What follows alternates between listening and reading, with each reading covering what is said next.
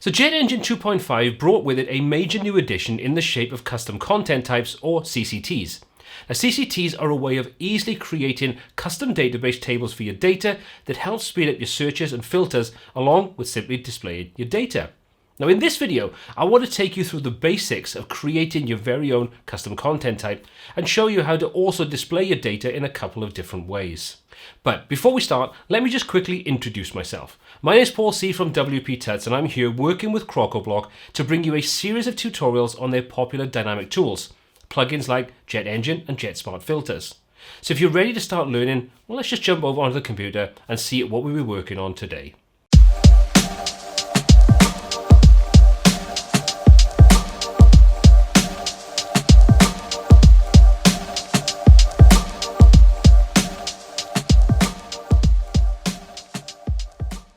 Now, once you've gone ahead and installed JetEngine 2.5 Plus, then we need to go ahead and actually activate the custom content type. To do that, all we need to do is come into JetEngine, choose the first option, and inside there, under the modules, you'll have right at the bottom, custom content types.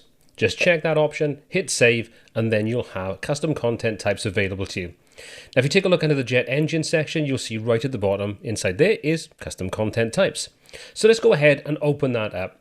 Now, I've already gone ahead and created one. We're going to ignore that. I'm going to start off a completely new custom content type. So we're going to do add new and give this a name first of all. Now, because we're creating a list of clients, we're going to give this a name of client. Slug automatically created, but obviously if you wanted to change that, you can do just that. And underneath that, you'll see this is the database table that's going to be created for us when we create this custom content type. So you can see that's tied into the slug, but the first part of it is just kind of predefine what's going to be inserted into your database. Now, the has single page, I'm going to leave that unchecked for now because we're going to come back and take a look at that a little later on, and I'll explain what that does and why you may want to use it. Your menu icon, well, pretty self-explanatory. We're going to just choose this icon for a user, and then your menu position, you can choose where you want this inside the structure of your dashboard. So you can see we can choose where we want that to go. So let's just say we'll go first separator. Okay, so we've now basically created the starting point for our custom content type. The next thing we need to do is create the fields for this content type. And then if we want to, we can assign those fields to admin columns to make the admin listing a lot more user-friendly when you're actually working with custom content types. Now, it's worth bearing in mind before you start creating your fields that we're creating a totally unique custom content type. So we're not going to be referencing normal WordPress fields. We're going to be creating everything from scratch. So to start off with, let's go to this new field. And as you can see, it looks very similar to where you create any kind of normal meta field, but it's just been associated with our custom content type. So first of all, we've got our label, and this we're just going to call client image. That's going to be where we'll upload the image of this particular client or a logo or something like that. Again, you can see automatically creates the name. Once we've done that, we can open things up then to what kind of field type we want to work with. And you can see we've pretty much got everything you'd normally expect when working with JetEngine or any other kind of tool that allows you to create custom meta fields. You know, all those options are pretty much available. What we need to do though is we need to set this to be media. So we can just choose we want to upload an image. So we're going to say media inside there. That then changes the options underneath so we can control other things. So we may want to put a description in there, and we just may put in sort of client image or logo. So there we go. So we're just telling people what we want to do. Your field width, well, pretty self-explanatory is how big do you want this field to be inside the dashboard of the admin when you're creating or inserting content into your custom content type. We'll leave that at 100%, that's fine. Conditional logic. Now, do you want to use any kind of conditional logic? So if we open that up, you can see we can now create custom rules inside here. So if we click to create a custom rule, we can say select a field, so we can associate our conditional logic with other fields. So we may say that if there's a logo included, we may want to do something different. You know, if an image is uploaded, we may want to then make another field available. I'm not going to cover that in this because this works exactly the same as what you've seen inside the normal JetEngine. So we don't need to go through any real detail with this, just knowing that it's very simple conditional logic. We select the field we want to reference, we select the operator, what we wanted to check against, and then we check the value we wanted to do. So we're just going to get rid of that for now, just so you know that that's available, and we'll disable the conditional logic. Now you can see Now we've created that client image, it's automatically added in the admin columns reference. So instead of us having to do this manually, it will, as we create new meta fields, this will automatically add those into the admin columns and make them available so we can select to use them or not. As you can see, by default, they are disabled. However, if we just check that, you can see now we open up 3 more options. Do we want to put a prefix, a suffix inside there, and do we want to make this sortable? Now, obviously, sortable comes down to, is it logical to sort these kind of things? So dates and things like that would be logical, whereas a client image doesn't make a lot of sense. So we'll leave that unchecked, but we do want to show it inside our admin columns. So let's add another field, and this time we're going to just choose the company this particular person's working for. So we're going to just say company, and from there, we'll just have that pre-fill out. The field type, we're going to set that to be select. And we're just going to add in a couple of options. So we're just going to add in a couple of companies. And you can see is checked. No, we don't want that. So we're just going to copy these between the two.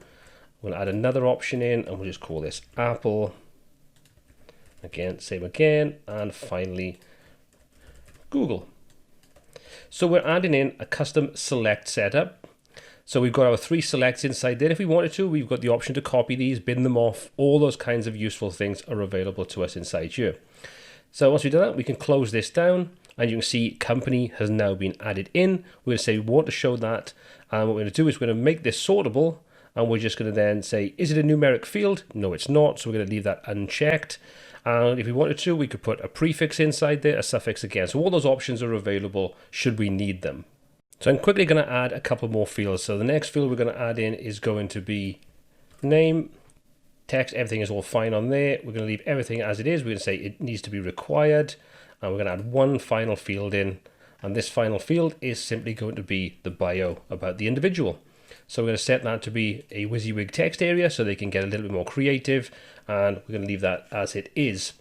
Okay, so now you can see we've got those options underneath. So we'll say we want the name to be available, but we obviously don't want the bio because that's going to look a little bit strange inside our listing. Now we can reorder these if we want to. So obviously name would make a lot more sense to be before company. So let's just drag that up and you can see we now have all our key fields and also our admin column set up. So let's add our new content type and then we've created that. So everything is now set up. If we take a look on the left hand side, you can see client has now been added in underneath dashboard where we told it to go. If we click to open that up, you can see we now have a custom listing with all the relevant fields. Anything that's selectable and highlightable, that's something you can actually filter through. So client image, company name, and actions. We've created the basic custom content type. Now we can start adding content in and we can even export this as a CSV when we've created content. So we have that nice ability to export any kind of content we create, any custom content type, and then we could upload that to somewhere else if we wanted to use that as a starting point. So let's go ahead now and add a new client in the same way we would. Now you can see this interface looks a little different to what you'd expect a normal standard layout inside the dashboard of WordPress. So we've got something that's a little bit more styled, a little bit nicer to look at. So let's start off by just choosing an image and we'll choose this first one, drop that inside there and just fill out the details. So we'll just call this John Doe, works for Apple, and we can drop in any kind of bio that we want. So let's just paste a little bit of filler text inside there and we'll just say add. So that's our first one. What we're going to do now is we're going to add a new item. So say new item, okay, and we're going to choose a second option, and this is going to be Jane Doe, who works for Apple, and we'll just drop that in there and we'll just say add as well. So we've now created 2 different clients. So we go back to our client list, you can see there's our clients with all the information, and you can see we can sort these if we want to, our name, all those options inside there. So unfortunately, Jane doesn't work for Apple. So what we're going to do is we're going to edit Jane and change her to be working for the rival company of Microsoft. And then we'll just save that. And we'll go back to our client list. And you can see now everything is updated. And if I want to sort those, I can do just that. So everything is pretty straightforward so far. This isn't any real difference to what you'd normally do, just creating a typical JetEngine meta field kind of setup. But obviously the main key difference here is that we have a custom database, which means that we cut down on the number of entries of information inside that database, which should make the whole searching and filtering side of things much quicker and just outputting that information a lot quicker. Now, before we move on and take a look at how we can start to output and deal with this information, let me just quickly show you the export items to CSV option. If we choose that, you can see this brings up this dialog box, which allows us to filter or query and sort the information inside our custom content type and only output the data we want if we want to filter it down. So you can see the status. We can choose between any, publish, or draft. We can choose an order. We can add that inside this. We can say the item ID or the name or the company. So you say company, ascending, and then you can choose what kind of type it is with this auto, integer, floating points, timestamps, and so on. So we leave that to auto. If you want to add a second item in to order it by a second column and a third column and so on, you can do exactly that. Or you can X to get rid of any of those. If you're not bothered about that, you can come in and you can still query information. So again, you can see very similar. We can filter based upon various different fields inside our database, some that we've created, some that are normal default fields that are created as part of a typical database for WordPress. So item ID, client image, name, company, bio, and so on. So if we say, for example, we wanted company is equal to, and then we can just choose, for example, Apple, and then you can choose the type, whether it's going to be integer, float, and so on and so forth. Once you've done that and you've set up all your orders, your filters, and your statuses to get the data you want out of there, you can simply hit apply, and that will then download a CSV file with that data set up in the way that you've chosen using these filters and queries and so on. So that's a really useful way of outputting your data. Let's cancel that though. We're happy with everything. And what we're going to do now is go through the process of how we can create a file to display the data that we've just created. Now, if you're familiar with JetEngine, you'll know that to output this kind of information, we need to create a listing. So let's just create a new listing. And from there, we're going to add a new one. And we're going to choose what's our listing source. We open that up. You can see we have a new entry if you're used to JetEngine called custom content type. We'll select that. And then we can choose the content type we want. Ours is clients. And we're just going to call this client Elementor. That's perfectly fine. And we'll say create listing item. So now once that's done, we can start working with Elementor and build the design that we want to use to display each of the individual records for our listing for each of our clients. So let's just keep this really simple as a demonstration of how we can do things. Let's add an inner section inside here that simply has two columns in a single row. We'll just shrink that up a little bit. And on the left-hand side, we're going to drop in an image. So we're going to just scroll down to the bottom. We're going to say we want to use dynamic image from the listing elements. We'll drag and drop that inside there. And that'll then default to what it thinks is going to be right, which would be the post thumbnail. Now, because this is a custom content type, the post thumbnail isn't going to work. We need to tell it to reference the correct data from our custom content type. To do that, we just drop down this list and you can see content type client, and then we have the image option available inside there. So obviously it knows to look for an image because that's the widget we're dropping in there. So it will sub-filter the information down to show you only the image related fields. So we say client image. You can see that pulls in the first image. So everything so far is working tidy. We can set any kind of parameters we want inside here, linked images and so on. We'll leave those as they are for now though, just to keep things really simple.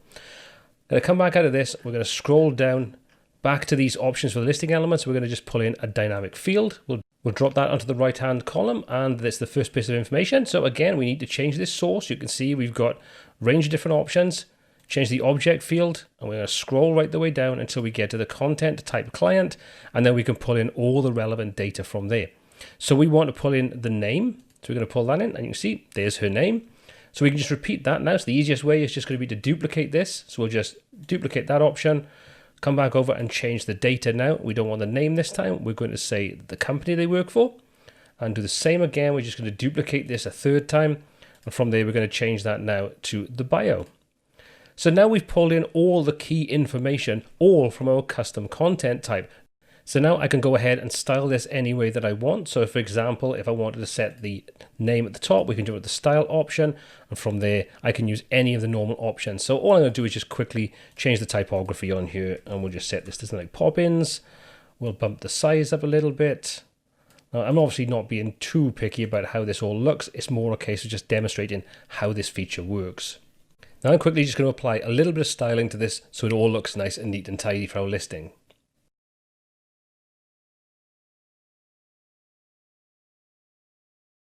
Now that we've created a listing for our template, we can publish this and then we're good to go. We can start to use this in our templates, in our pages, wherever we want to display our custom listing.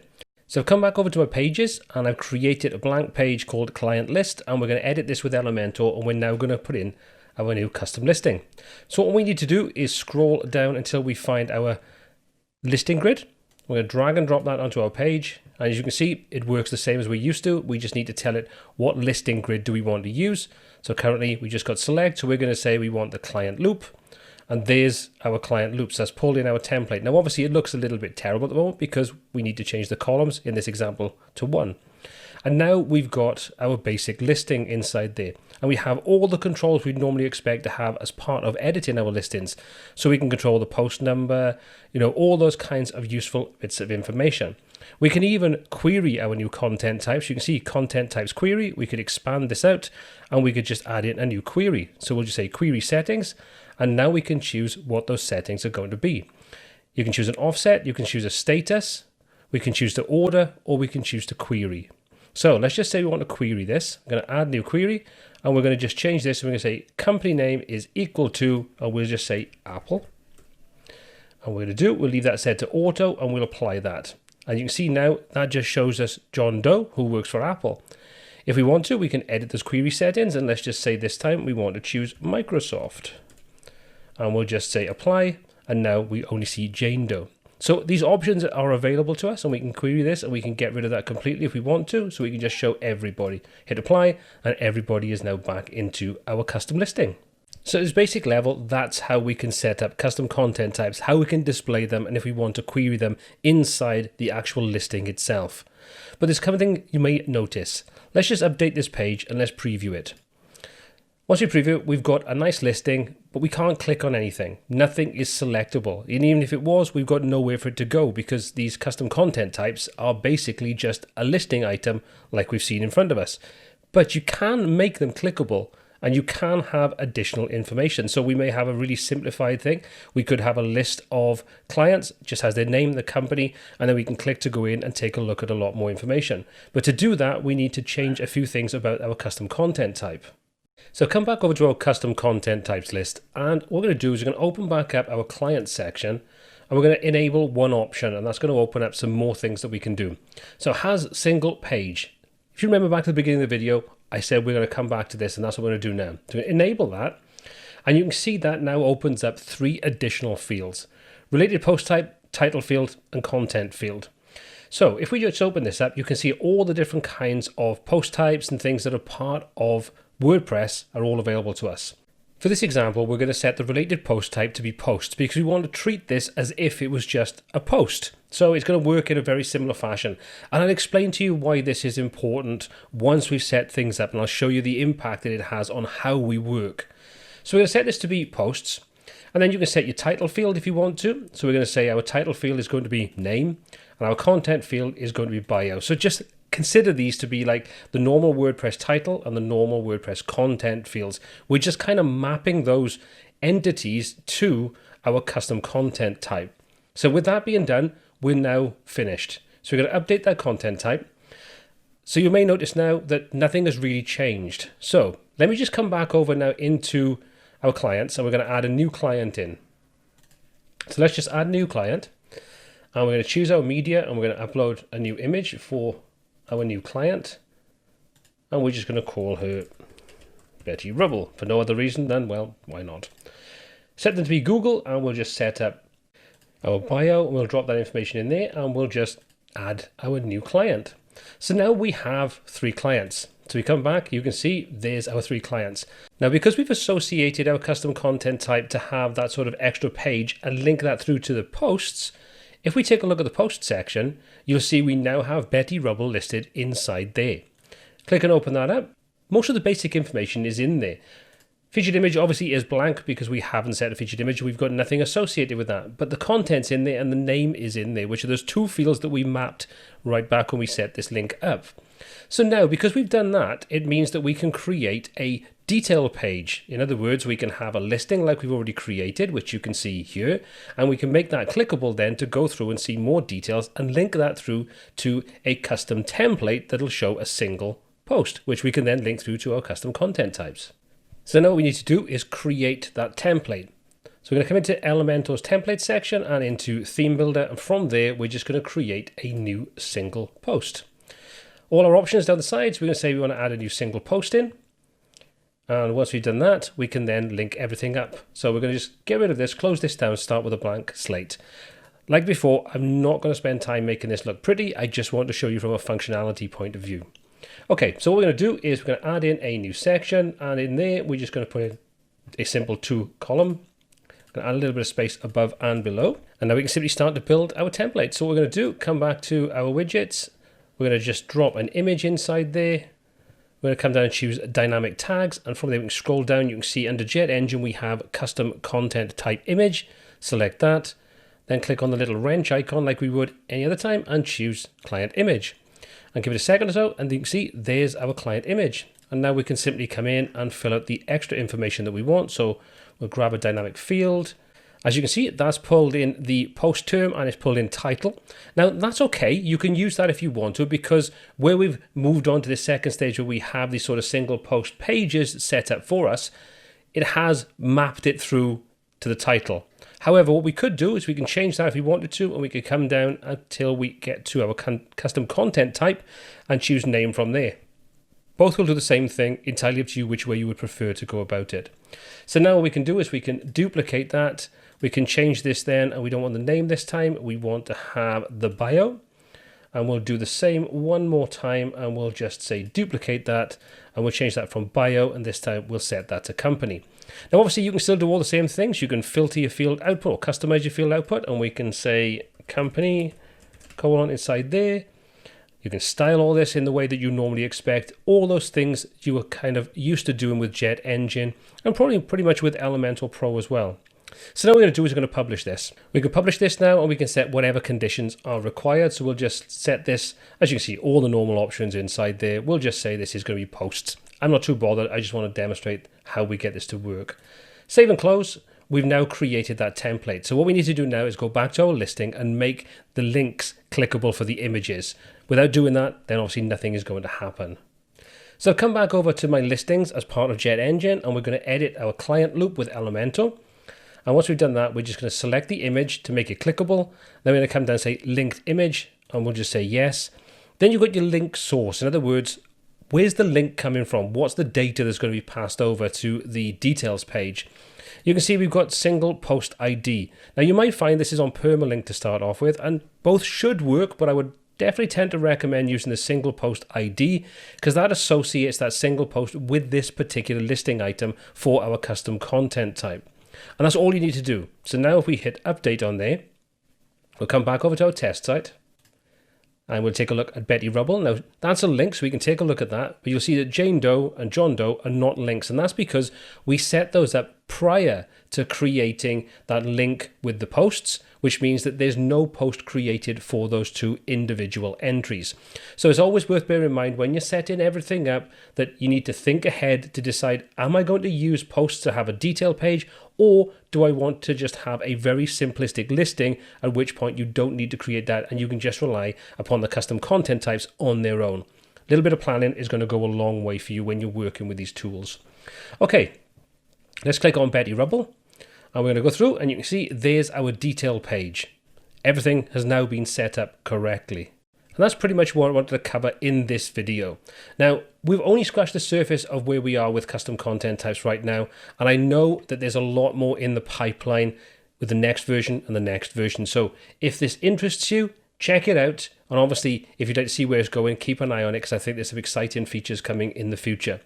There's one thing I want to do before I wrap everything up, and that's just to say that we can use this with Jet Smart Filters and Jet Search. So if you'd like to see a video on that, let me know in the comment section below, and I'm sure that between myself and Crocoblock, we can come up with some content to show you exactly how you can link custom content types with Jet Smart Filters and the search options to create something a little bit more powerful than what you're seeing right now. So that should help demonstrate how custom content types work at the moment. Now hopefully this has piqued your interest and you're ready to start testing them out for yourself. Now if you found this video useful, please hit that thumbs up and smash the subscribe button below. And while you're there, well, why not click the bell icon to be notified when new videos are added to the channel. As always, all of the applicable links are in the description below. My name is Paul C, and until next time, take care.